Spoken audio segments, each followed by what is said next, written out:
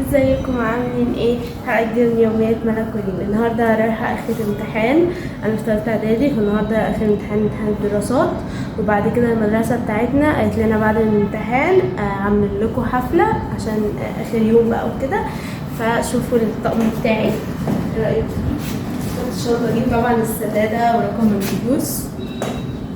ده اخر يوم بقى هروح برقم الجلوس ده. وما تنسوش تعملوا لايك وسبسكرايب وكومنت وشير، وان شاء الله هصور لكم الحفله وهصور لكم انا مع صحابي، وخليكم معايا. Are you ready?